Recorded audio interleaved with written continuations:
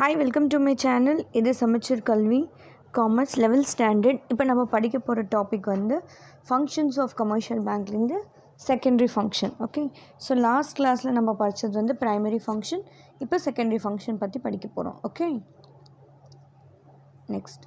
So bank வந்து ஒரு ஏஜெண்ட்டாக work பண்ணுவாங்க, ஒரு கஸ்டமர்ஸ்க்கு வந்து ஒரு ஏஜெண்ட்டாக, ஒரு மிடில் மேனாக ஒர்க் பண்ணுவாங்க அப்படின்னு சொல்லிட்டு அவங்க சொல்லியிருக்காங்க. Okay, banks acts as an agent of consumers.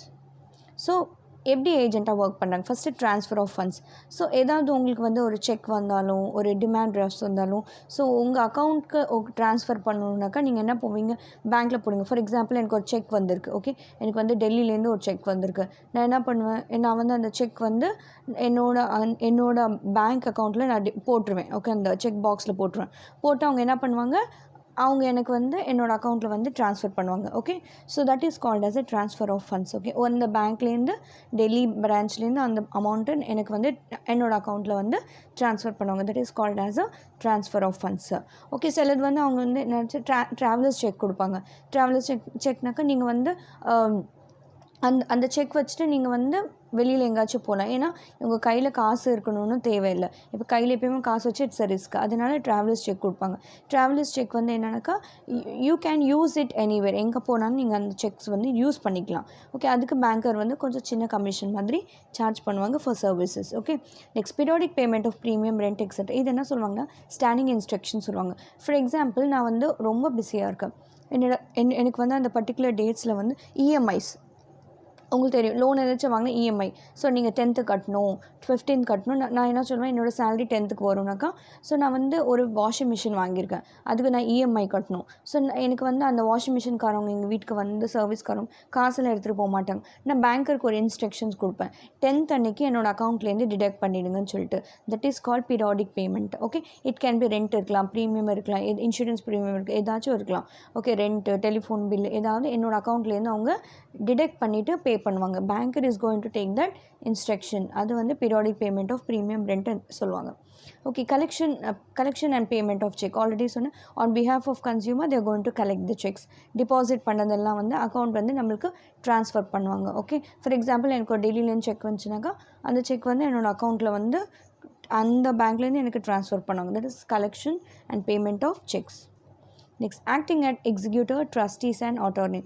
So எக்ஸிக்யூட்டிவ்னா என்னன்னாக்கா நான் வந்து பேங்க்குக்கு சொல்லுவேன், ஸோ எனக்கு வந்து என்னோடய டிபாசிட் மணி வந்து நான் இறந்துட்டேன்னா இவங்களுக்கு போகணும், இவங்களுக்கு சேரணும். ஸோ இது கால் எக்ஸிக்யூட்டட்.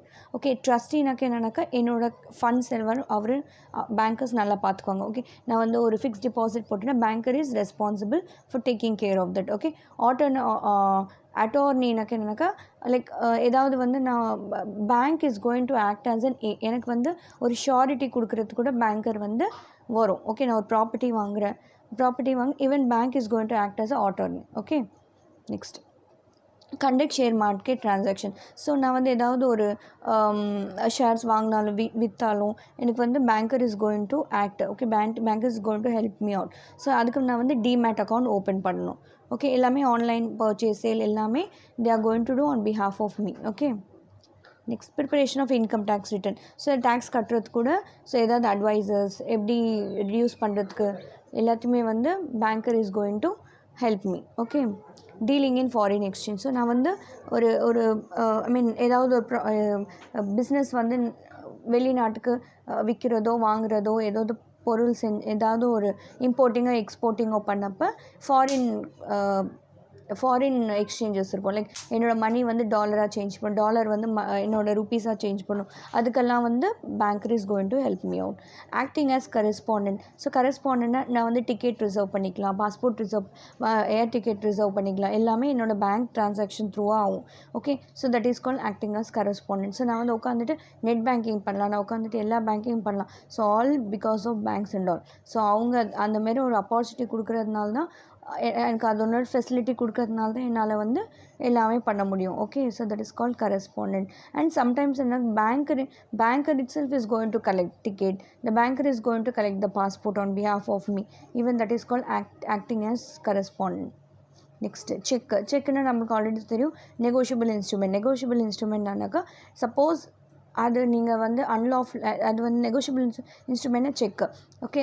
அப்படின்னா என்னன்னாக்கா, நீங்கள் செக் வந்து ஒருத்தவங்களுக்கு வந்து கொடுத்தீங்க. ஓகே, 10,000 நான் இந்த டைமில் கொடுக்குறேன், 10,000 சொல்லி டேட் போட்டு கொடுத்தீங்க.